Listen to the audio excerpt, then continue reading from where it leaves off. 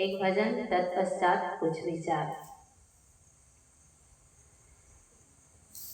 किस आंचल में जन्म लिए तुम कोई पता नहीं पाया, पालन पोषण हुआ जहाँ पर पर्ण कुटी की थी छाया। सब विधि से लाचार रहे तुम दुनिया की नजरों में, पर तुम तेरे साथ रहे यह फैल गई खबरों में। थे अनेक जन्मों के संचित भवक पड़े जीवन में, चकित रह गए मुल्ला पंडित देख लार जन जन में।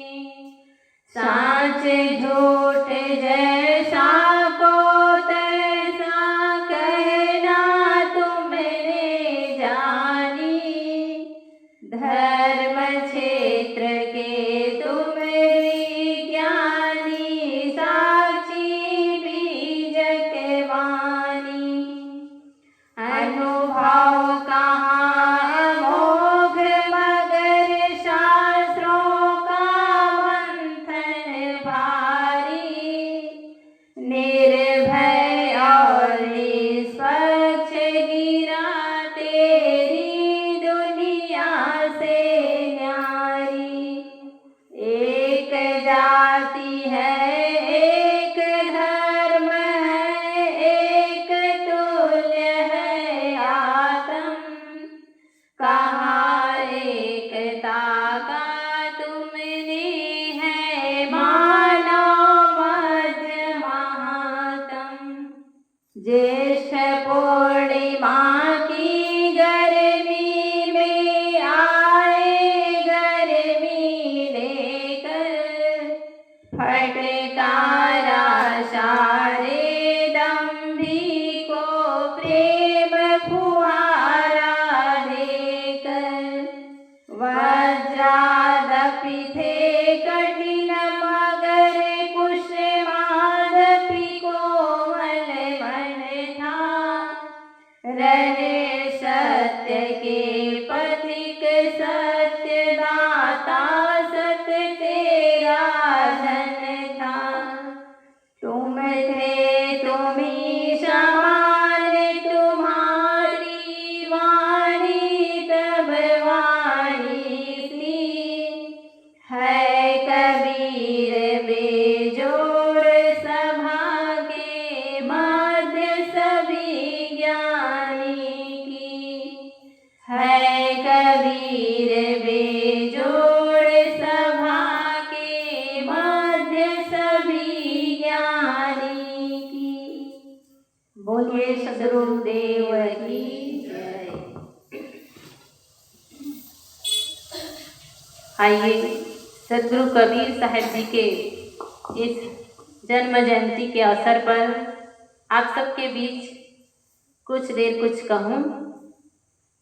ऐसे तो हम सब सद्गुरु कबीर साहब जी के हर पहलों से अवगत हैं, उनके आचार विचार, उनके उपदेश करने का ढंग, उनके बातें रहने का तरीका हम जानते ही हैं, भली भांति परिचित ही हैं। सबको पता है कि सद्गुरु कबीर साहब जी ना कभी किसी से डरे, ना कभी किसी से हिचके, बल्कि अपनी बातें जो है डंके की चोट पर कही। उनको कभी किसी से भय नहीं था कि मुझे इस बात को कहने से दंडित किया जाएगा, लोग मुझ पर दोषारोपण करेंगे या मुझे गलत कहेंगे। उन्होंने जो कहा, जो देखा, जो सुना, उसके हिसाब से स्थिति परिस्थिति के हिसाब से अपने बातों को लोगों के पास रखा। कभी वे डरे नहीं, हिचके नहीं, न घबराए। ऐसे सद्गुरु कबीर साहब जी की हम जन्म जयंती पर उपस्थित हुए हैं। आज देखते हैं कि व्यक्ति व्यक्ति कितना भी धनवान हो, रूपवान हो, वैभवशाली हो, लेकिन उसे व्यक्ति लोग कितना दिन तक याद करते हैं? बस कुछ ही समय के लिए उनको याद किया जाता है और उन्हें कुछ समय बीतता है, 2 साल 4 साल, उसके बाद भुला दिया जाता है। लेकिन हमारे सदगुरु कबीर साहब जी को देखिए, 627 वर्ष बीत गए, लेकिन आज सबके दिलों में सदगुरु कबीर साहब जी का एक अमिट छाप बना हुआ है, जो आज देखते हैं कि 1 महीना बीत जाता है उनकी जयंती मनाते मनाते। क्यों? क्योंकि वह सबके लिए पूज्य हैं, इष्ट हैं, वो सबके देव तुल्य हैं। ऐसे सदगुरु कबीर साहब जी की आज हम जन्म जयंती मनाने आए हैं, तो सदगुरु कबीर साहब जी की कही हुई बातों को अपने जीवन में जरूर आचरित करिए, क्योंकि हम सदगुरु कबीर साहब जी को तो मानते हैं, लेकिन उनकी नहीं मानते। जिस दिन सदगुरु कबीर साहब जी की मानने लग जाए, उस दिन हमारा जीवन जो है इस संसार सागर से पार हो जाएगा। जिस ईश्वर परमात्मा और खुदा की हम तलाश करते हैं, जिसे हम बाहर ढूंढते हैं, जिसे हम पानी पत्थर नाना तीर्थ स्थलों में ढूंढते हैं, वह कहीं और नहीं है, खुद अपने भीतर है। उसको हम यदि जान जाए, उसको समझ जाए, तो इस संसार से हम पार हो सकते हैं। और इस संसार से पार होने के लिए सदगुरु कबीर साहब जी ने नाना रास्ता हमको दिखलाए हैं। अनेक प्रकार से दोहे साखी के माध्यम से हम सबको अवगत कराया है कि यह संसार जो है वह क्षणभंगुर है, नाशवान है। इस संसार में हम एक पथिक के भांति हैं। जिस प्रकार से एक पथिक होता है, राहगीर होता है, वह किसी जगह पर रुकता है तो वह समय उसका निर्धारित रहता है, अमुक समय में हमारी गाड़ी आएगी तो हम यहाँ से निकल जाएंगे। उनको तो पता रहता है कि हमारी जो यात्रा का साधन है वह कुछ समय में आ जाएगा और हम इस जगह से चले जाएंगे। लेकिन इस संसार में हम आए हैं तो कब तक का हमारा जीवन है, हम सबको किसी को भी इसका ज्ञान नहीं है, इसका भान नहीं है कि हम इस संसार में कब तक रहेंगे। यह जीवन जो है कुछ ही समय के लिए मिला है, तो क्यों ना हम इस जीवन को सही दिशा में ले जाएं और कहीं स्वर्ग नरक की खोज करने की आवश्यकता नहीं। जिस घर में, जिस समाज में, जिस गांव देश में सुख और शांति का अनुभव हो, सब आपस में सहयोग की भावना हो, समर्पण की भावना हो, सबके प्रति प्रेम समर्पण हो, त्याग की भावना हो, वही स्वर्ग है।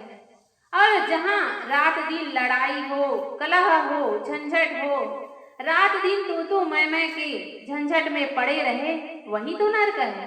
और कहीं नरक खोजने की आवश्यकता नहीं, बल्कि हमारे जीवन में यदि स्वर्ग को लाना है तो नरकमय जीवन को छोड़कर स्वर्गमय जीवन बनाना है, तो हमारे जीवन में सुख और शांति को लाना है, तो हमेशा हमें ये सोचना चाहिए कि यह संसार जो है नाशवान है, क्षणभंगुर है, तो क्यों ना हम इस क्षणिक जीवन में अपने जीवन का सुधार कर लें। जब तक हमारा जीवन है तब तक हम दूसरों को कष्ट ना दे, पीड़ा ना दे, हमसे कोई ऐसा भूल ना हो जाए कि लोगों को दुख झेलना पड़े। तन मन और वचन से हम किसी को ठेस ना लगाए। ऐसा यदि हम ध्यान रख लेंगे, अपने जीवन में इस प्रकार से सुधार ले आएंगे, तो हम सदगुरु कबीर साहब जी की बातों को हम मान रहे हैं। ना कि हम सदगुरु कबीर साहब जी को माने, बल्कि उनकी माने। जिस दिन हमारा जीवन उनकी बातों को मानने लग जाएगा, हमारा जीवन यह मनुष्य जीवन लेना सार्थक हो जाएगा और हमारा जीवन सफल हो जाएगा।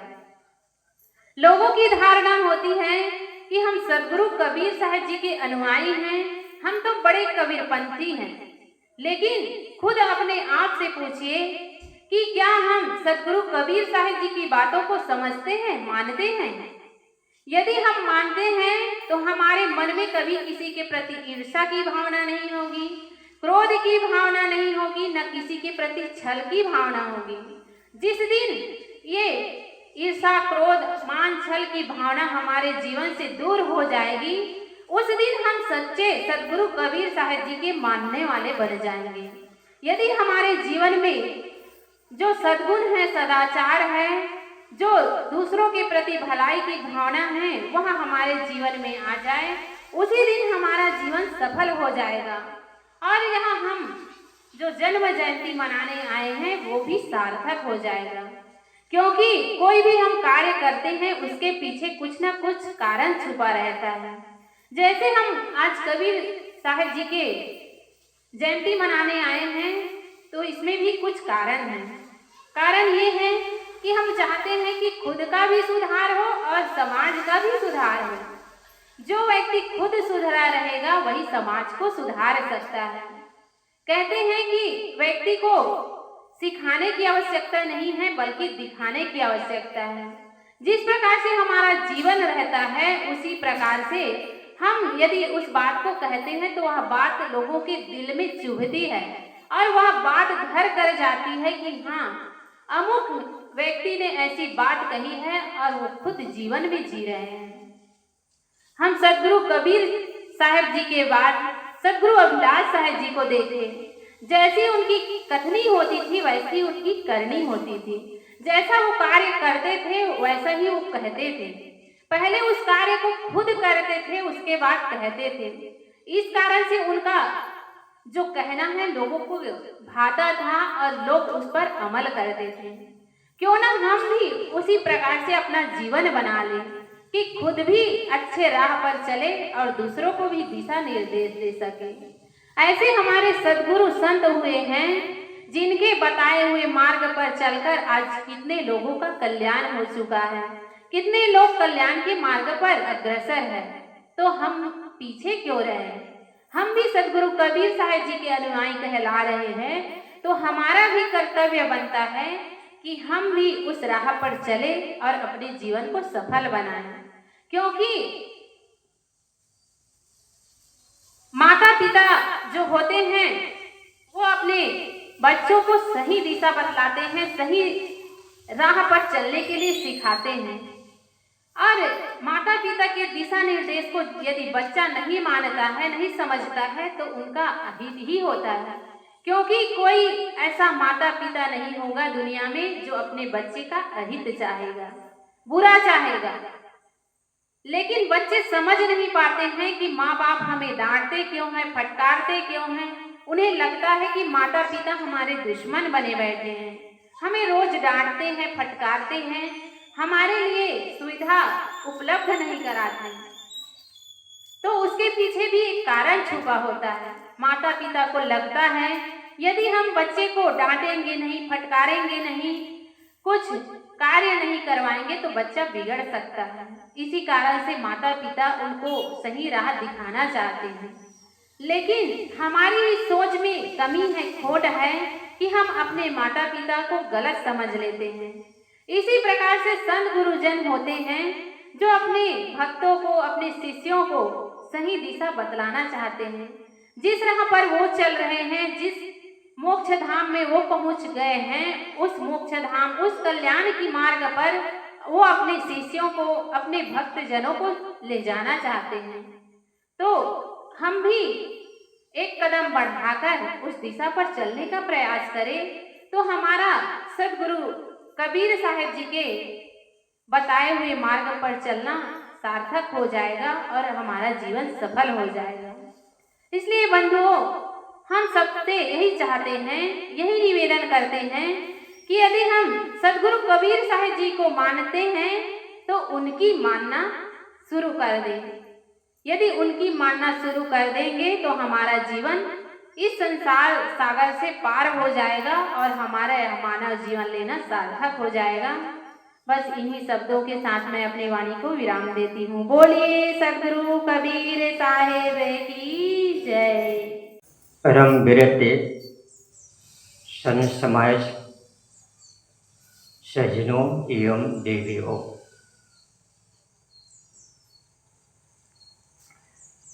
बड़ी सौभाग्य की बात है जो आज का दिन ग्राम बागतराय संत कबीर आश्रम में साहू समाज भवन में सदगुरु कबीर साहेब की जयंती समारोह है। इसलिए समस्त ग्रामवासियों को निवेदन है कि सत्संग स्थल पर शीघ्र ही पहुँचे, उनका लाभ लें तो जीवन का सार्थक है। जीवन में कमाना और खाना जब तक हमारे जीवन है वो छूटने वाला नहीं है। इसलिए हमें और आपको चाहिए उन महापुरुष वाणी की चिंतन मनन श्रवण करने के लिए सत्संग शीघ्र पहुँचे, क्योंकि हमारी जो जिंदगी है बहुत क्षणिक है, परिवर्तनशील है, अस्थायी रहने वाला नहीं है। हमारे महापुरुष कहते हैं कि जब तलक है जिंदगी फुर्सत न होगी काम से, कुछ समय ऐसा निकालो प्रेम कर लो राम से। जब तक जिंदगी है कमाने खाने में फुर्सत नहीं है। इसलिए हमें और आपको चाहिए कि कुछ समय ऐसा निकाले जिससे राम का चिंतन हो, मनन हो। राम क्या है, कौन है, कहाँ है? वो आपका स्वरूप है, कहीं बाहर नहीं है। क्या पांच तत्व से जो हमारा शरीर निमित्त है, क्या यही असलियत स्वरूप है? नहीं, झूठा है। क्योंकि पंच भौतिक शरीर परिवर्तनशील है, अस्थायी नहीं है। जो आपका शिशुपन है, बाल अवस्था है, जवानी है, तरुणाई है, विधुता है, बुढ़ापा है, क्योंकि जो अपना माना हुआ रूप सौंदर्य परिवर्तनशील है, ये असलियत नहीं है, नकली है। अपना असली रूप स्वरूप वो नित्य है, शाश्वत है, अजर अखंड है, अविनाशी है। जो सत्य को जानने वाला है वही आत्म स्वरूप है। संसार का जो भौतिक चीजें जितने भी उपलब्धि है वो सब परिवर्तनशील है, अस्थायी नहीं है। इसलिए हमें और आपको चाहिए कि उन महापुरुष वाणी को सत्यासत्य क्या है, असत्य क्या है, इसको जाने तब जीवन का सार्थक है। संत गोस्वामी जी तुलसीदास जी कहते हैं कि नवधा भक्ति कहो तो हे पाहे, सावधान सुनो धरो मन माहे।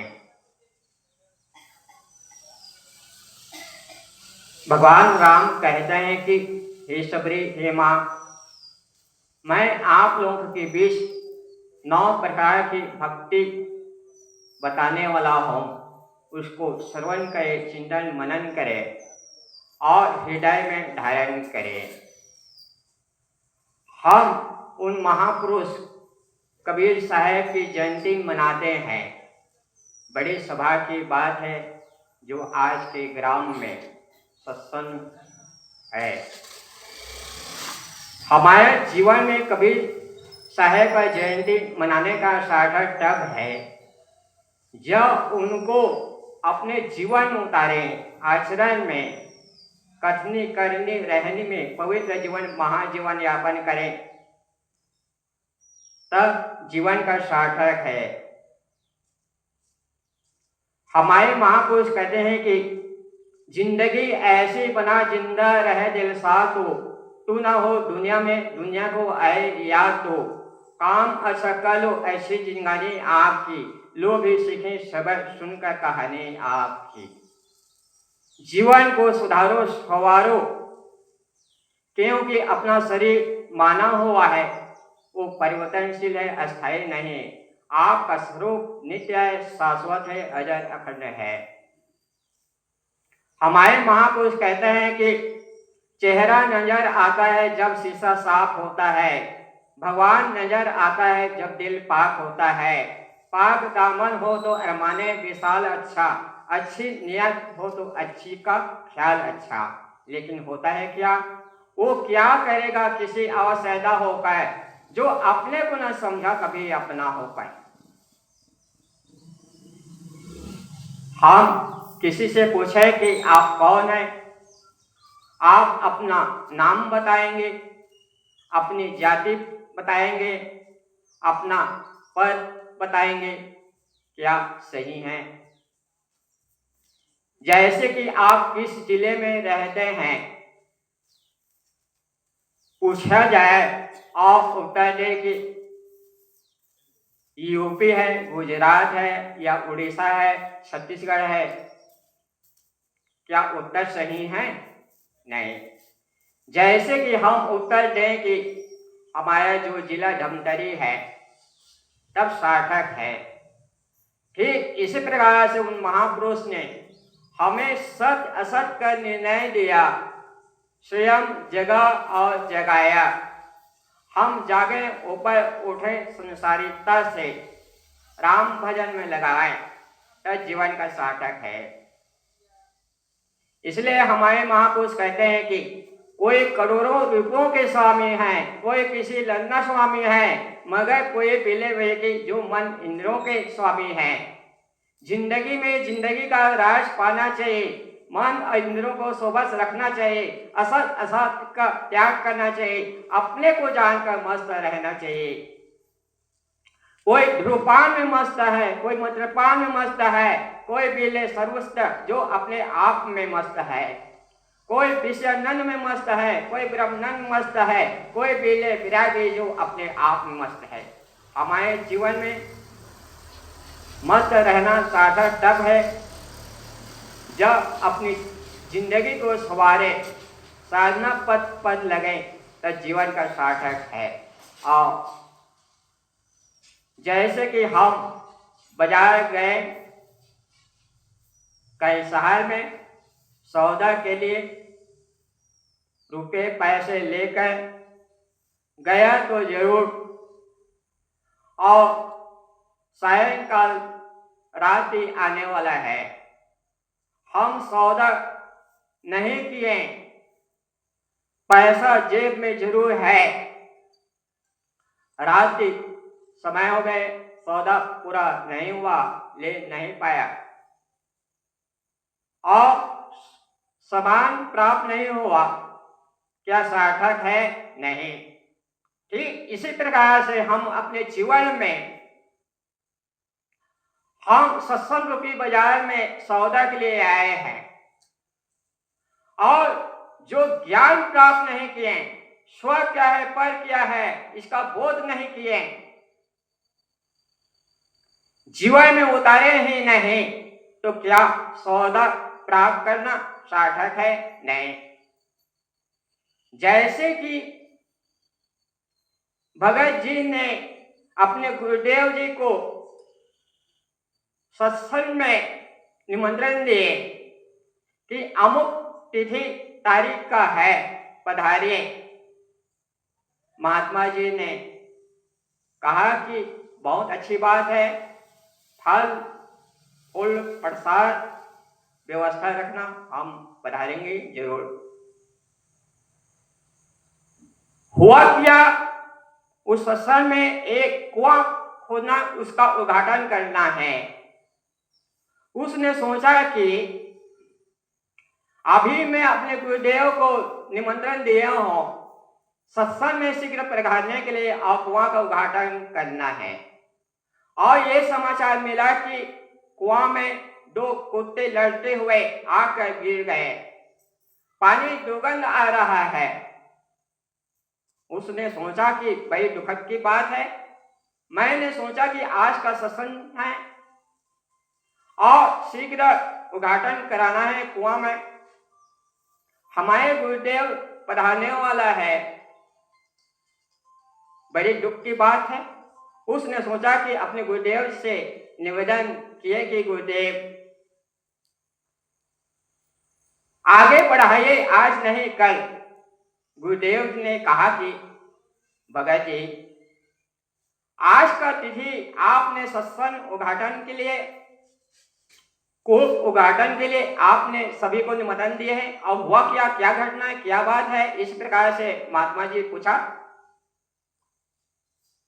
भगत जी ने कहा कि गुरुदेव, दो कुत्ते लड़ते हुए आपका इस कूप में, कुआं में गिर गया और दुर्गंध आ रहा है, इसका उद्घाटन कैसे करें? गुरुदेव जी ने कहा कि जो कुत्ते लड़ते हुए आपका कूप में, कुआं में गिरे हुए हैं, उसको शीघ्र निकाल दीजिए, बाहर कर दीजिए, और जितना गंदा पानी उसको बाहर निकाल दीजिए, और पवित्र नदी से गंगा जल ले लाइए और उसमें सिंचाई कर छिड़काव डाल दिए, बस पवित्र हो जाएगा। सोचा बहुत अच्छी बात है, हमारे देव जी ने बताया।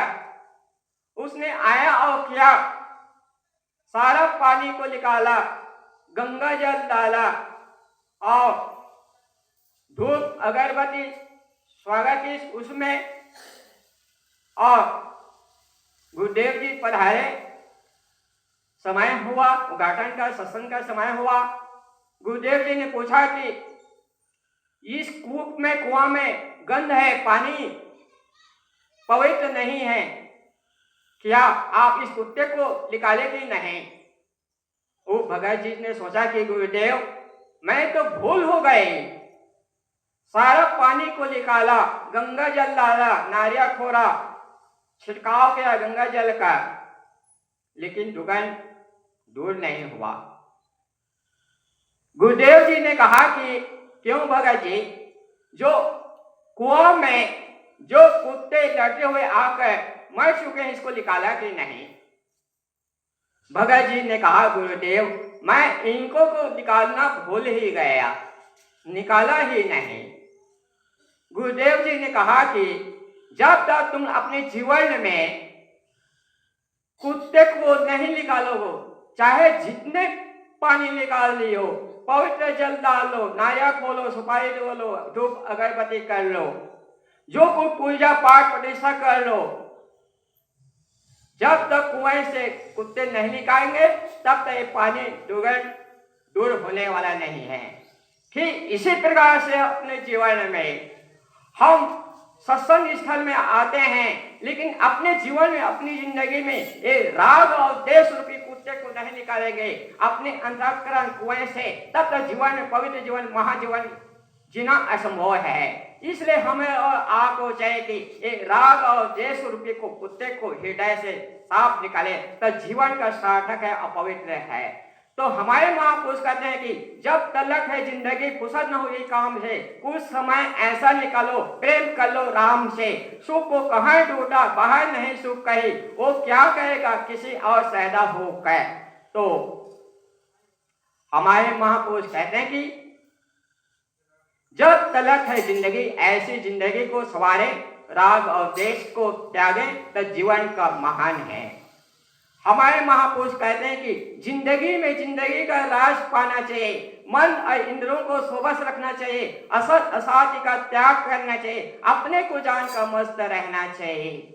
घड़ी को देखो तो चलती चली जाती है, पल भर रुकती नहीं, मचलती चली जाती है। लोग कहते हैं कि समय गुजरता नहीं, हम कहते हैं कि जीवन गुजर जाती है।